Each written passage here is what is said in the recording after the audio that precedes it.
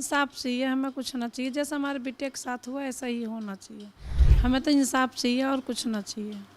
इंसाफ होना चाहिए हमारे साथ।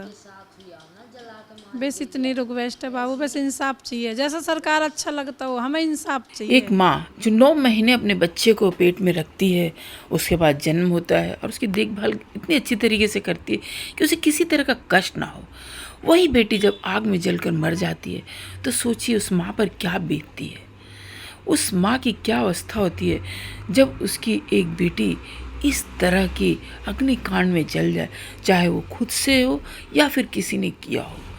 उनका तो रो रो कर बुरा हाल होगा ही ना। अब वो माँ अपनी बेटी के लिए जस्टिस मांग रही है। इंस्टाग्राम की रील को लेकर भी काफ़ी लोगों ने ट्रोल किया और करना शुरू कर दिए हैं। इस पर भी निक्की की माँ ने जवाब दिया है। रील चेक नहीं करी किसी थी, सब छोटे कपड़े में थी, गंदे नाच के साथ थी। उसकी तो बूढ़ी माँ इंस्टाग्राम, उसकी बहन तो नाच नाच के इंस्टाग्राम चलाती है, वो क्यों नहीं बंद किया गया। पार्लर चलाने को लेकर लोगों ने जो कमेंट किया उसका भी जवाब देते हुए उनकी माँ ने कहा है, तीसरी मंजिल पर खुला, आप यहाँ हमारे आए हो, हमारी मर्जी से तो आए हो आप। जब हम आपसे मना करेंगे तो आप हमारे घर नहीं आओगे, नहीं आओगे ना। जब पार्लर का सामान ला के रखा गया था घर में तो सास ससुर उसी टाइम मना कर देते कि बेटा हमें ये सब चीज़ पसंद ही नहीं है। रीवल काट रहे थे, माला तुम पहन रहे हो लोटो की, जब तो तुम्हें अच्छा लग रहा है। इंस्टाग्राम और पार्लर के पैसों को लेकर भी निक्की की माँ ने किया है बड़ा खुलासा।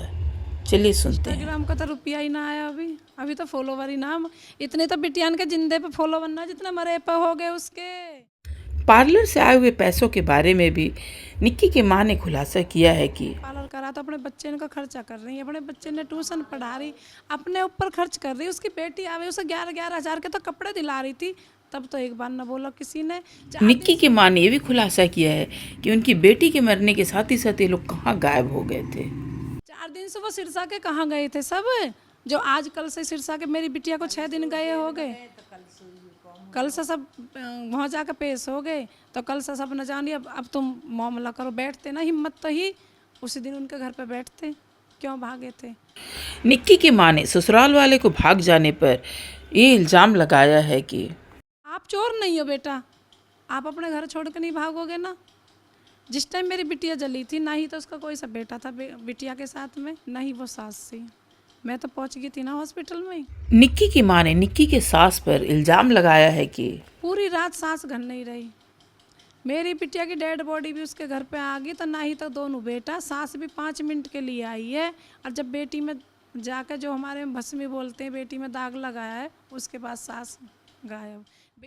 निक्की के अंतिम संस्कार को लेकर भी उसकी माँ ने किया है बड़ा खुलासा। अंतिम संस्कार इनके भाई लोग ही लेके आए थे, पोस्टमार्टम करा के भी वहाँ से। हम तो अपने घर लेके आ रहे थे, वहाँ के बड़े बूढ़े बोलने लगे हमारी पगड़ी की लाज रख दो। बाप के घर से तो डोली अच्छी लगी, यहाँ सरती उसकी भी लाज न रखी। मेरी बिटिया के वो भस्मी की राख भी न गई। तो अभी आप देखा कि निक्की के माँ ने किस तरह से अपनी बेटी को लेकर अपना दुख जाहिर कर रही थी।